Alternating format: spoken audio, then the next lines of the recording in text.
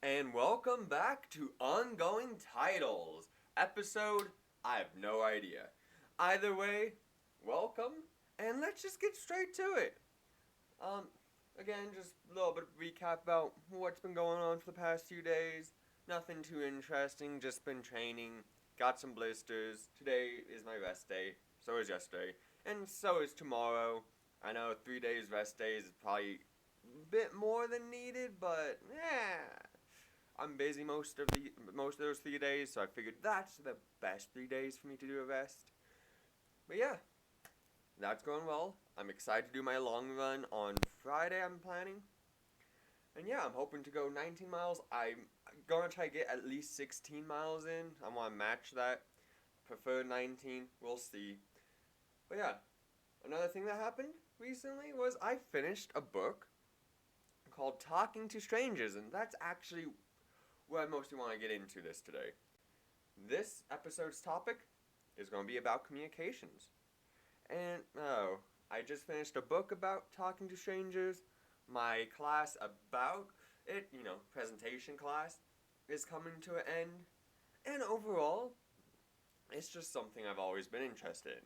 So, some background on myself when it comes to communications and such. Growing up, I was extremely shy. Like, I don't mean I was very introverted and just didn't like other people. No, no, no.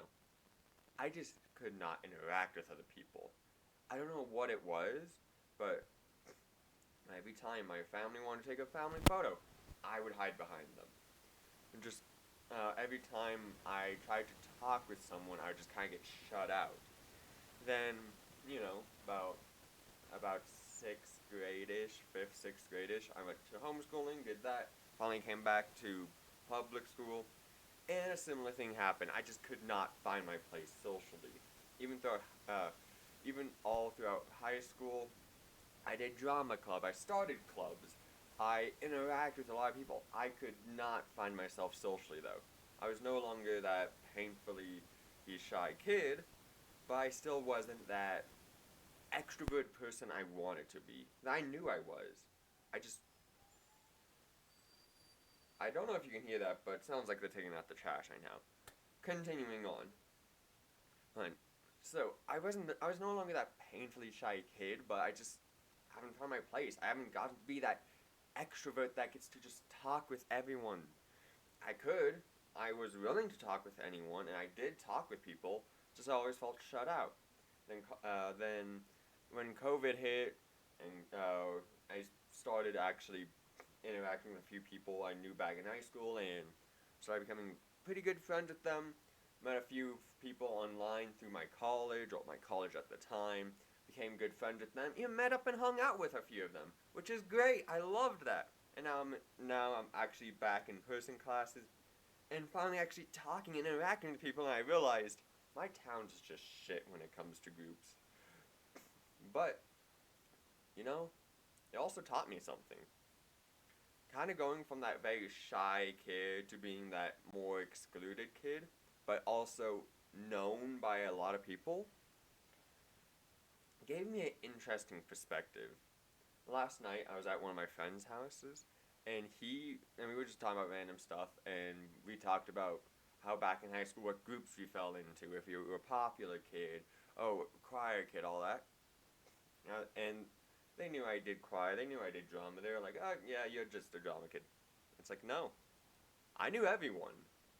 Now, I wasn't friends with a lot of people, but I hung out with people who were literally rich. Like, not like, oh, yeah, they're doing well. They have like a 2-story house and like a big yard. No, no, no. I mean, like, they have a mini mansion as one of the houses, and just happens to be the one in the town in our town because they wanted to raise their kids up in our town. I would hang out with those kids sometimes. I would also hang out with the people who families were. I'll just give a story. I had a friend live with me for a good 6 months because his dad, like, almost burnt down the house while like doing drugs and shit. So I've seen both extremes, and it gave me an interesting perspective, especially going into college. And since during COVID, I got a lot of time to reflect on myself and just build myself up with that. Then college hit, and in my communications class especially, I was able to talk with like everyone. And I figured it's communications, this is the place to fail, so I just didn't hide who I was. I figured worst comes to worst, I won't see them ever again. Best comes to best, hey, there we go. Networking, I don't know. We'll see. And throughout that class, I kind of saw, well, not saw, but throughout that class, it's just been interesting. Not because of the teacher, I'll be honest. The teacher wasn't the best, but actually getting to know people again. New people, not from my small town where you grew up with everyone, and as soon as there's a new student, everyone knows there's a new student. But instead, no one knew who I was. I was not from this town. I live in a town nearby-ish, but people, whenever I tell them that I'm from there, they're like, wait, you drive all this way? And it's like, either way, completely new setting. And I found it super easy to start talking with people. And I did. It was interesting. Didn't start talking with like all the different types of groups and all. I'm only back in prison for one semester so far. Haven't had time to, and haven't really pushed myself too much in that manner. But my friends, because I'm a bit insecure about myself, I was talking about that, and she just straight up told me that, hey, you're the type of person that I feel like everyone's just kind of drawn to. You have an electric personality. And it's like, wait, I do? I guess I can kind of see how now that I look back upon, like, even though I wasn't part of any specific group, I could go into any group. And now, since after COVID, I was able to build myself up a little bit. Still hella inconfident, but you know, I can hide it now. But being able to build that aspect of myself up while already being able to just talk with people from all these different points in life really gave me, I don't know, just kind of solidified that, oh shit, I'm actually decent at talking to people. And throughout the communications class, we continue to reinforce that. Whenever we would have an in-class debate or anything where we actually get up and present, the teacher, and she wasn't doing this to try to be mean at all. She would like basically critique the hell out of mine, more so than any other students. No other students, they go up there, they talk. She's just says like, don't say basically when you're trying to persuade a group because you want to sound more certain and stuff. With me, she was basically, okay, who did that study? Who funded that study? What was their background? And it's like, you just gave me this topic 5 minutes ago and said, go present. Damn. And like I said, she wasn't doing that to try to target me and be mean to me. I have a great grade in that class, and with that, it was an accelerated class. With that coming to an end now, I can tell you for sure she was not targeting me with my grades. But, I don't know. I don't know where I'm going with that. But that did also kind of teach me a little bit that I was singled out. I was singled out in my presentations. Not because she disliked me. That teacher loves me. But she singled me out and pushed me harder than most other students. So I'm thinking that's a sign that I did good. I don't know. I might sound hella fucking cocky right now. You know, I'm the most humble person in the room and I'll let you know type of deal. Yeah. But, yeah, I'm sorry if it sounds like I'm just tooting my own ego here. That's not my point. I just wanted to talk. And this series is just me spewing random shit. But you know, so what? This is my series. It's probably not gonna get that big. But hey, if you're listening and you're still listening, you still find this interesting, welcome, thank you. I appreciate that. Like the whole one of you, still, like, alright, a side tangent here. I'll get back to like the whole communication thing in a moment, but on one of my last videos, the about my half marathon, someone who also ran the marathon, they must have been Google searching like about other people's experiences on it.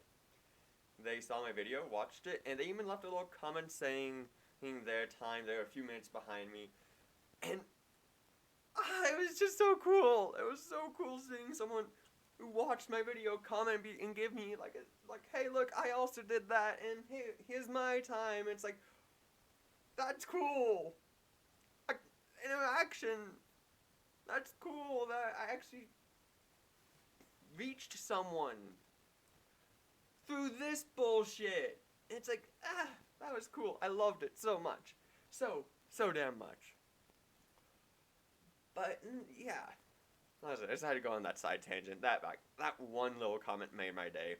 Another person commented on my WikiReads video that, oh, this is exactly what I was looking for, but then when I tried to go back to that comment, I couldn't find it, so I'm assuming they commented that, started the video, then realized I studied my way through the video, and was like, yeah, maybe not, and deleted it.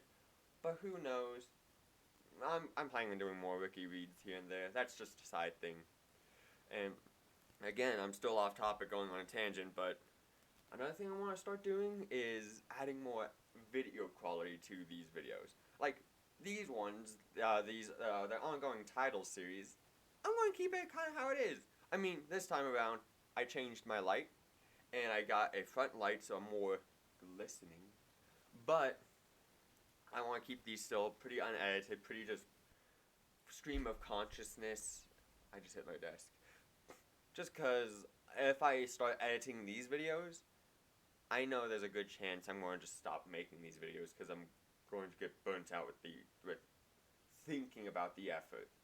Don't know if that makes sense to anyone, but just having that workload putting onto myself, even though I know I can do it, and I know it won't take that long, just knowing I have that will mess me up. So I'd want to do a different series where I actually edit it and make some decent video quality. But, you know, that's a later thing. That's not this series. This series, I might improve my setup, but there's not going to be, like, any editing. The most editing you get is the thumbnail. But, yeah. So, back to where I was with communications. The teacher pushed me hard. I feel like I did okay. Happy. Good. But, you know, well, that wasn't the only thing I did during that class. Even though a lot of the more communication stuff I learned was outside of her class, I did learn a lot during this accelerated semester with her. So, for example, actually, I just finished the book Talking to Strangers, and well, I wish he added more counter arguments to it and more well-rounded things. I loved it. It's a book just about how communications go astray when talking to strangers. How, like, Cuban spies during the Cold War were so easily able to infiltrate the U.S., but the CIA knew nothing. How, I'm trying to think of another one. There was quite a few. Oh yeah, how when, like, the Spanish came to, like, Latin America, Central America, came to the Americas and met the Aztecs? I'm not the best with names. Basically met, I believe the Aztecs might have been a different one, and they thought they just gave them their country when really they were trying to do it as, like, a show of humility type deal. And it breaks that down. It breaks down how people just default to truth. How just talking to someone, you are more inclined to just believe what they say straight out, and only not believe when you have more and more and more doubts about it. If, let's say, you're hanging out with someone you've been dating for a year, and they get a text on the phone, and you read the name, and it's some girl's name, alright? You're not going to think they're cheating. It might pass through your head, but you're like, nah, that's probably not. And that's reasonable. But that's also defaulting to truth. That's where it's like, where there's that slight suspicion. There's that sign. If something does come up, you can look back and be like, oh, I should have called that out. But you don't make that assumption, which isn't a bad thing. Is not a bad thing. The book was more about trying to make you aware of it than trying to say don't do it. Although, from reading like reviews and such afterwards, a lot of people seem to have gotten the idea that it was a don't trust people. Instead, I was thinking it should be more of trust people, just be aware of these biases that everyone, including the person you're talking to, has. So like that book has been great because it just gives you that default to truth and explains how that works and just generally how it takes if for someone to really not believe you unless they're already predisposed to not believe you, who it will take a series of doubts. It's not going to just be, oh, there's one little thing that doesn't match up, so you're lying. It's more of, it has to be so many things that don't match up, where it's harder to believe that you're telling the truth than it is to believe that you're just lying. So, that's been an interesting book. Loved it. Just finished it today on my way home. And yeah, that taught me a lot about communications. Another book, I read this long before this class, Drive, is pretty good. It talks about motivation. It's more about intrinsic motivation versus extrinsic. So basically getting paid for your work versus being inspired just to do the work and how to cause that. It's a business book, but I liked it. I'm not a business owner, but I liked it. Not the point. But that communication class has taught me a lot about communicating in general. Like, how your perception of someone can shift, how you view something will change your opinion of the same event. My friend Joseph, when I first saw him, he asked if he could pull down his mask to take a sip of water or something in class. It wasn't anything major, but that I had a bias where it's like, I know anti-maskers usually use that as an excuse. I'm thinking now he might be an anti-masker. No, he's not.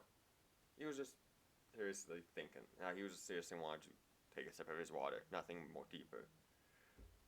But yeah. That was interesting. I liked it. And yeah, with my friend Joseph, obviously, later that class period even, we got in our group together, we started talking. It was cool. I kind of just learned to shift my perceptions of people super fast, where I can dislike someone, and then I meet them and like, oh no, you're actually cool, in like 2 seconds. I don't know if that's a good thing or a bad thing, but has yet to